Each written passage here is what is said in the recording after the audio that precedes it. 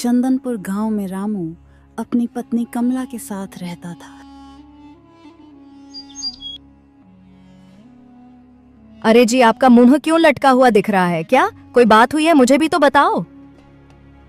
अब कमला तुम्हें क्या ही बताएं, जहां मैं काम करता था वहां के मालिक अब शहर में अपनी फैक्ट्री चलाने लगे हैं और हम मजदूर का आज वहां आखिरी दिन था।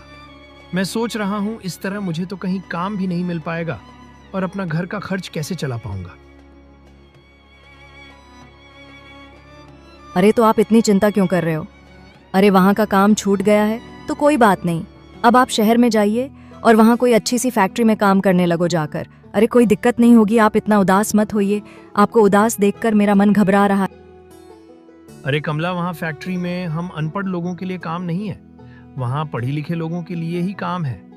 अरे कोई फैक्ट्री में काम मिल जाता तब तो बहुत अच्छा था, लेकिन क्या करूं, मैं तो बचपन में पढ़ाई ही नहीं कर पाई। अरे तो कोई बात नहीं, अरे फैक्ट्रियों में काम नहीं मिलेगा तो आप कल दूसरे गांव में काम ढूंढने के लिए जाना, शायद वहां आपको कोई काम मिल जाए। हाँ कमला, ये बात सही है। कल मैं सुबह उठकर काम ढूंढने के लिए निकल जाऊंगा, शायद वहां कोई काम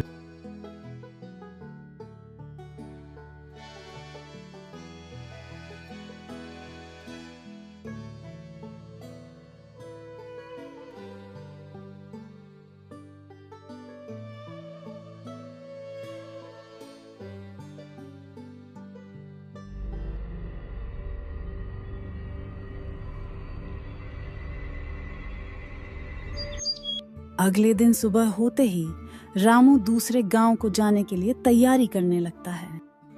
अरे कमला, जल्दी से तुम मुझे खाना दे दो आकर, मैं उसे लेकर काम ढूंढने के लिए निकल जाऊं। हाँ हाँ, क्यों नहीं, ये लो अपना खाना और जहाँ भूख लगी वहाँ खा लेना।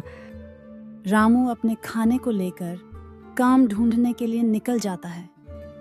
रामू दूसरे गांव में पहुंचकर कई लोगों से काम मांगता है, लेकिन उसे वहां भी कोई काम नहीं मिल पाता। काम न मिलने के कारण रामू उदास होकर अपने घर के लिए निकल। रामू को रास्ते में भूख लगती है तो वह खाना खाने के लिए एक नींबू के पेड़ के नीचे बैठ जाता है। अरे मुझे तो बहुत जोर की भूख लग रही है, मैं अब खाना खा लेता हूँ। वैसे तो काम भी कहीं नहीं मिला तो हम करेंगे क्या। रामू को वहां एक बच्चे के रोने की आवाज आती है। अरे यहाँ ये बच्चा किसका रो रहा है? मुझे इसके पास जाकर पूछना पड़ेगा कि ये क्यों रो रहा है। अरे तुम यहाँ क्यों रो रहे हो और तुम्हारा घर कहाँ है? अंकल, मेरा घर तो यही है, लेकिन मेरी सौतेली माँ ने मुझे बहुत मारा और मुझे बहुत जोर की भूख लगी है, मैं इसलिए रो रहा हूँ। अरे कोई बात नहीं, वहां मेरा खाना रखा हुआ है, उस खाने को तुम ले लो चलकर और उसे तुम खा लेना। हे भगवान, मुझे कहीं काम नहीं मिल रहा। अब मैं अपने घर में जाकर अपनी पत्नी को क्या मुंह दिखाऊंगा? मुझे तो कुछ समझ नहीं आ रहा। अरे रामू, तुम चिंता क्यों कर रहे हो? अरे कौन है यहाँ जो मेरा नाम ले रहा है? सामने आओ। रामू, अरे मैं हूँ जादुई नींबू का पेड़ और तुम मुझसे डरो मत। अरे तुम कैसे पेड़ हो और तुम तो बोल भी रहे हो?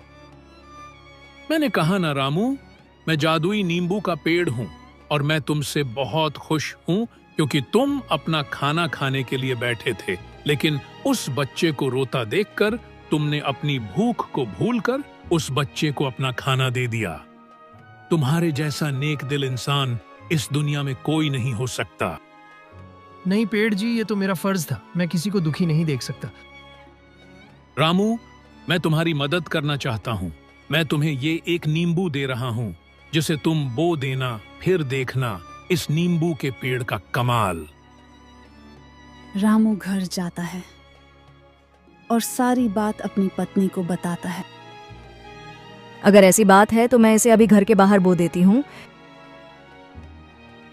कमला उसे नींबू को अपने घर के बाहर बो देती है।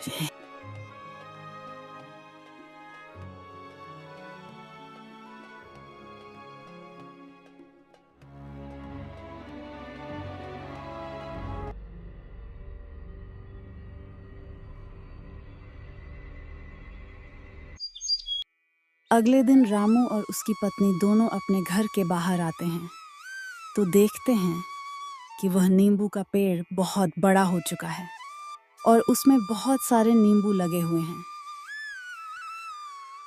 कमला, उस नींबू के पेड़ की बात बिल्कुल सही थी। देखो, बिल्कुल उसी की तरह नींबू का पेड़ उगा है और इसमें बहुत सारे नींबू लगे हुए हैं।